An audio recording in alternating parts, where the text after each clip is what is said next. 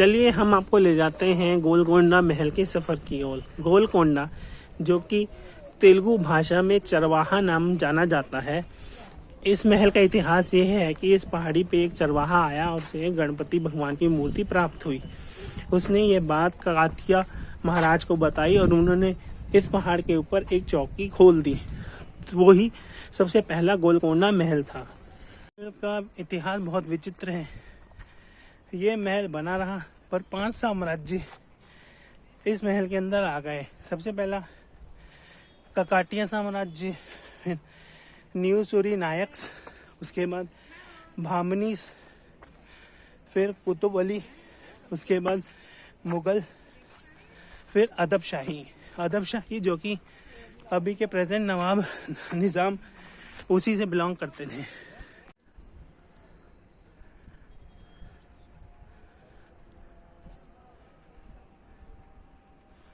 में प्रमुख 8 दरवाजे हैं, जिसमें फतेह दरवाज़ा जो मुख्य द्वार है।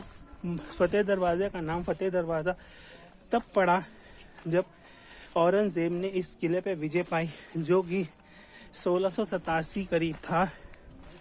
और क्योंकि औरंगजेब उसी दरवाजे से अंदर घुसा था तो उस दरवाजे को फतेह दरवाज़ा कहते हैं।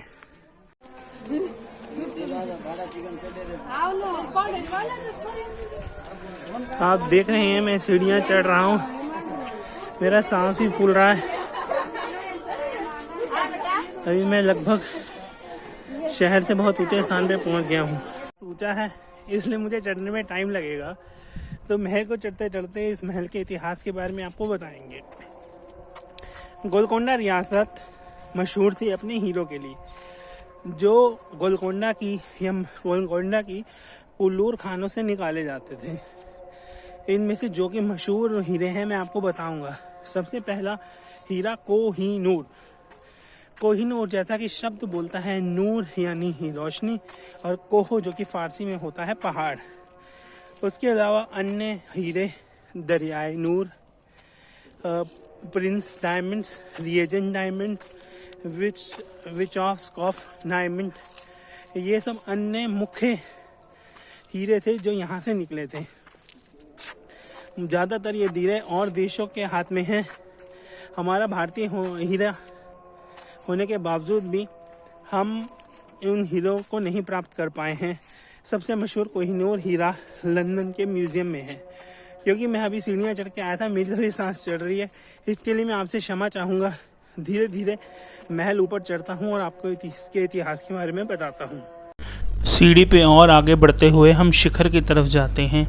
इस महल के शिखर पर जगदम्बा टेम्पल भी है। कहा जाता है कि वह काकतीय नरेशों द्वारा बनाया गया था और उस टेम्पल पे अब भी बोनालू फेस्टिवल नाम से त्यौहार मनाया जाता है, जब वहाँ मेला लगता है। किले के इस भाग को रामदास जेल कहा जाता है। माना जाता है कि रामदास नाम का एक नवाब का मुलाजिम था जो कि टैक्स इकट्ठा किया करता था। उसने उसी टैक्स के पैसे को चोरी करके एक राम मंदिर बनाया था। तब से इस जगह को भक्त रामदास जेल कहते हैं।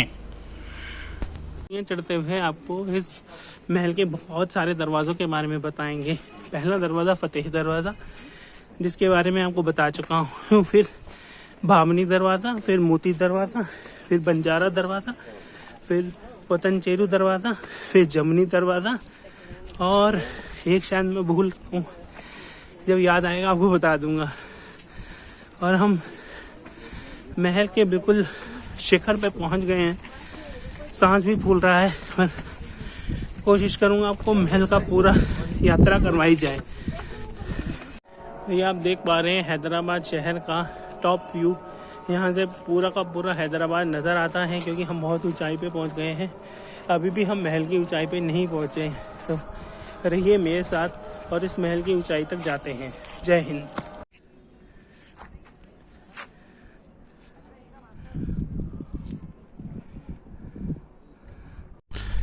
और ऊपर चलते हुए हम आगे जाते हैं और बाईं तरफ मुड़ते हैं इब्राहिम मॉस्क के लिए।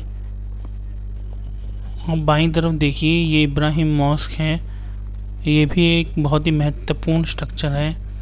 इसके आगे हम आगे जाएंगे तो हम इस महल के शिखर तक पहुंच जाएंगे। इस महल का शिखर 2 जगहों पे है। पहला स्थान अभी हम जा रहे हैं और महल के सबसे ऊपर का स्ट्रक्चर अभी हम देखने वाले हैं। तो रहिए मेरे साथ इस सफ़र पे। दाईं तरफ देखिए पुराने खंडर। मुझे इसके बारे में जानकारी नहीं है कौन सा स्ट्रक्चर है, बट ये इस महल के शिखर पर है।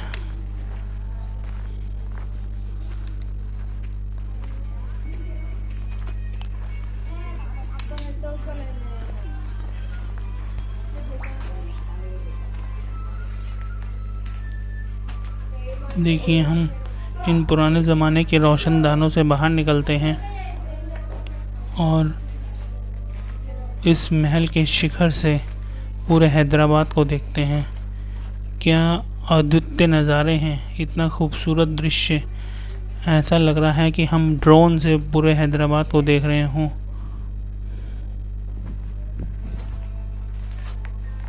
बहुत ही मनमोहक। और ये महल नहीं, एक टाइम मशीन है जो हमें पिछले समय में ले जाता है और बताता है उस ज़माने की सभ्यता, तहज़ीब, भाषा और रहन सहन का तरीका।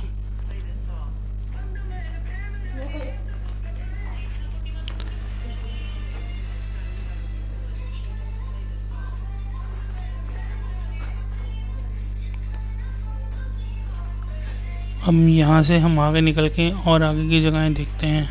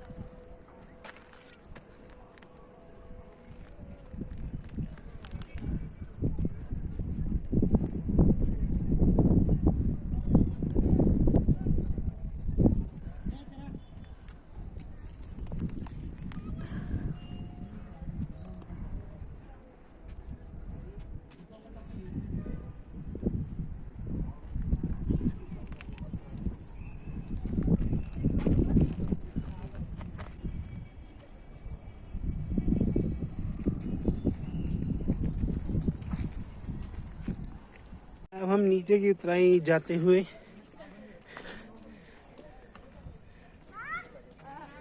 ये हैदराबाद शहर का नज़ारा।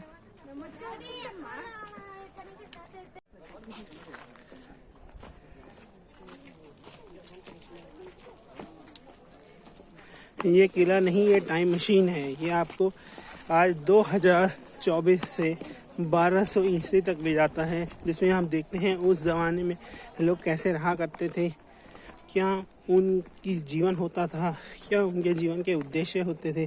तो यह किला नहीं, एक टाइम मशीन है। चलिए आगे देखते हैं और क्या क्या है इस किले में। अब हम नीचे उतर रहे हैं और एग्जिट की तरफ प्रस्थान कर रहे हैं।